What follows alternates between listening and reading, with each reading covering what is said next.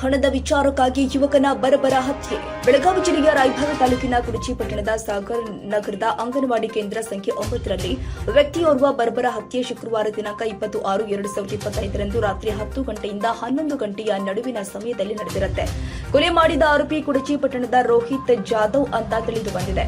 ಇನ್ನು ಕೊಲೆಯಾದ ವ್ಯಕ್ತಿ ಯಾಸಿನ್ ಜಾತಗರ್, ವಯಸ್ಸು 24 ವರ್ಷ ಹೇಳಲಾಗ್ತಾ ಇದೆ. ಕೊಲೆ ಮಾಡಿದ ವ್ಯಕ್ತಿ ರೋಹಿತ್ ಜಾಧವ್ ಕೊಲೆ ಮಾಡಿದ ತಕ್ಷಣ ಕುಡಚಿ ಪೊಲೀಸ್ ಠಾಣೆಗೆ ಹೋಗಿ ಶರಣಾಗತಿಯಾಗಿ ಕುಡಚಿ ಪಟ್ಟಣದ ಸಾಗರ್ ಗಲಿಯಲ್ಲಿ ಇರುವಂತಹ ಅಂಗನವಾಡಿ ಕೇಂದ್ರ ಸಂಖ್ಯೆ 9ರಲ್ಲಿ ಕೊಲೆ ಮಾಡಿ ಬಂದಿದ್ದೀನಿ ಅಂತ ಪೊಲೀಸ್ ಠಾಣೆಯಲ್ಲಿ ಹೇಳಿದಾಗ ಪೊಲೀಸರ ತಕ್ಷಣ ಭೇಟಿ ನೀಡಿ ಪರಿಶೀಲಿಸಿದರು. ನಂತರ ಮೃತದೇಹ ಮರಣೋತ್ತರ ಪರೀಕ್ಷೆಗೆ ಕುಡಚಿ ಪ್ರಾಥಮಿಕ ಆರೋಗ್ಯ ಕೇಂದ್ರಕ್ಕೆ ರವಾನಿಸಲಾಗಿದೆ. ಮರಣೋತ್ತರ ಪರೀಕ್ಷೆ ಬಳಿಕ ಮೃತದೇಹವನ್ನು ಕುಟುಂಬಸ್ಥರಿಗೆ ಹಸ್ತಾಂತರಿಸಿ ಕುಡಚಿ ಪೊಲೀಸ್ ಠಾಣೆಯಲ್ಲಿ ಪ್ರಕರಣ ದಾಖಲಿಸಲಾಗಿರುತ್ತೆ. ಇನ್ನು ಘಟನೆಯಿಂದ ಕುಟುಂಬಸ್ಥರ ಆಕ್ರಂದನ ಮುಗಿಲು ಮುಟ್ಟಿದೆ. ನಗರ ಹೊರವಲಯದ ಸಾಗರ್ ನಗರದ ಅಂಗನವಾಡಿ ನಂಬರ್ 9ರಲ್ಲಿ ಒಂದು ಕೊಲೆ ಪ್ರಕರಣ ಆಗಿದೆ.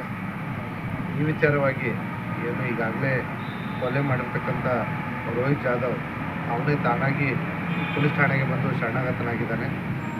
ಈ ವಿಚಾರವಾಗಿ ಪೊಲೀಸರು ತಕ್ಷಣ ಸ್ಥಳಕ್ಕೆ ಹೋಗಿ ಪರಿಶೀಲನೆ ಮಾಡಲಾಗಿ ಈಗಾಗಲೇ ಏನು ರೋಹಿತ್ ಯಾಸಿನ್ಗೆ ಕೊಲೆ ಮಾಡಲಿಕ್ಕೆ ಚಾಕು ಬಳಸಿದ್ದ ಅದು ಕೂಡ ಅವನ ಬೆನ್ನ ಮೇಲೇ ನಮಗೆ ಅದೇ ಸ್ಥಳದಲ್ಲಿ ಸಿಕ್ಕಿತ್ತು. ಅಲ್ಲಿ ರಕ್ತಸಿಕ್ತವಾಗಿ ಬಿದ್ದ ಶವವನ್ನು ನೋಡಿ ಆಮೇಲೆ ಯಾಸಿನ್ ಜಾತ್ಗಾರ್ನ ಕುಟುಂಬದವ್ರನ್ನ ಸಂಪರ್ಕಿಸಿ ಅವ್ರ ಮೇಲೆ ಅವ್ರ ಕಡೆಯಿಂದ ಒಂದು ಕಂಪ್ಲೇಂಟ್ ತೆಗೆದುಕೊಂಡು ನಾವೀಗಾಗಲೇ ಒಂದು ಕೊಲೆ ಪ್ರಕರಣವನ್ನು ದಾಖಲೆ ಮಾಡ್ಕೊಂಡಿದ್ದೀವಿ. ಈ ಕೊಲೆ ಪ್ರಕರಣದಲ್ಲಿ ಮುಖ್ಯ ಆರೋಪಿ ಆಗಿರ್ತಕ್ಕಂಥ ರೋಹಿತ್ ಜಾಧವ್ ಈಗಾಗಲೇ ನಮಗೆ ಶರಣಾಗಿದ್ದಾನೆ. ಅವನ ವಿಚಾರಣೆ ನಡೀತಾ ಇದೆ. ಇದ್ರ ಜೊತೆಗೆ ಕಂಪ್ಲೇಂಟಲ್ಲಿ ಮತ್ತಿಬ್ಬರು ಆರೋಪಿತರ ಹೆಸರನ್ನು ಸಂಶಯ ವ್ಯಕ್ತಪಡಿಸಿ ಮೃತನ ತಾಯಿ ನಮಗೆ ಕಂಪ್ಲೇಂಟ್ ಕೊಟ್ಟಿದ್ದಾರೆ. ಅವರಿಬ್ಬರಿಗೂ ಕೂಡ ನಾವು ಕಾನೂನು ಪ್ರಕಾರವಾಗಿ ವಶಕ್ಕೆ ಪಡೆದುಕೊಂಡು ನಾವು ವಿಚಾರಣೆ ಮಾಡ್ತೀವಿ. ಅವ್ರ ಪಾತ್ರ ಕಂಡು ಬಂದರೆ ಅವ್ರ ಮೇಲೆ ಕೂಡ ನಾವು ಕಾನೂನು ಕ್ರಮವನ್ನು ತೆಗೆದುಕೊಳ್ತೀವಿ. ಈಗಾಗಲೇ ಈ ಪ್ರಕರಣದಲ್ಲಿ ಆಗಬೇಕಂತ ಪ್ರಾಥಮಿಕ ಕೆಲಸವನ್ನು ನಮ್ಮ ಪೊಲೀಸರು ಮುಗಿಸಿದ್ದಾರೆ. ಮುಂದಿನ ಕಾನೂನು ಕ್ರಮಗಳನ್ನ ತಗೊಳ್ತೀವಿ. ಅನ್ನುವಂಥ ಒಂದು ಹುಡುಗ ಅವನಿಗೆ ಏನೈತಿ ಪ್ಲ್ಯಾನ್ ಮಾಡಿ ಕರಿಸ್ಕಾಟ 7-8-10 ಮಂದಿ ಕೂಡಿ ಅವನಿಗೆ ಎದೆ ಒಳಗೆ ಹಿಂದೆ ಬೆನ್ನಾಗೆ ಬಾಯಿ ಒಳಗೆ ಚಾಕು ಹಾಕಿ ಕೊಲೆ ಮಾಡ್ಯಾರ ಸರ್. ಅದ್ರ ಸಂಬಂಧ ಏನೈತಲ್ಲ ಇದಕ್ಕೆ ತನಿಖೆ ಆಗ್ಬೇಕು. ಈ ರೀತಿ ಆಗಾಕತ್ತಪ್ಪ ಅಂದ್ರೆ ಯಾವ ರೀತಿ ಜನ ಬಾಳೋದು ಹೇಳ್ರಲ್ಲ, ಭಯಂಕರ ಆಗೈತಿ ಅದು ಕೊಲೆ. ಈ ಕೊಲೆ ಸಂಬಂಧ ಇದ್ರ ಹಿಂದೆ ಭಾಳ ದೊಡ್ಡ ಕೈವಾಡ ಐತಿ. ದಯವಿಟ್ಟು ತಾವು ಡಿಪಾರ್ಟ್ಮೆಂಟ್ದವರು ಅದಕ್ಕೆ ತನಿಖೆ ಮಾಡಿ, ಯಾಕಂದ್ರೆ ಅವು ಯಾಸೀನ್ಗೆ ನ್ಯಾಯ ಸಿಗ್ಬೇಕು ಸರ್. ಯಾಕಂದರೆ ಯಾಸೀನ್ ಅನ್ನುವಂಥ ವ್ಯಕ್ತಿ ಅಂಥವಲ್ಲ.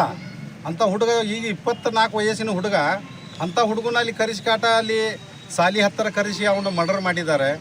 ಆ ಹುಡುಗನ ಚಾಕುಲಿಂದ ಎಕಡೆ ಬೇಕಾಡೆ ಆ ಕಡೆ ಹಾಕಿ ಹಿಂದೆ ಬೆನ್ನಾಗ ಚಾಕು ಇಟ್ಬಿಟ್ಟಿದ್ದಾರೆ.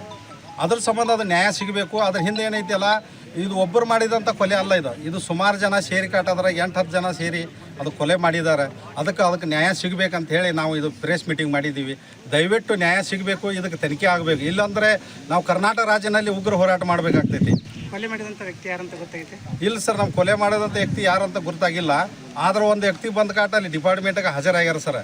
ಅದಕ್ಕೆ ಏನೈತೆ ಆ ವ್ಯಕ್ತಿಲಿಂದ ಅಷ್ಟು ಮತ್ತೆ ಯಾವ ವ್ಯಕ್ತಿ ಅದಾರ ಅವ್ರನ್ನೆಲ್ಲ ತರಿಸಿ ತನಿಖೆ ಮಾಡಿ ನಮಗೊಂದು ನ್ಯಾಯ ಒದಗಿಸಿ ಕೊಡ್ಬೇಕು ಸರ್.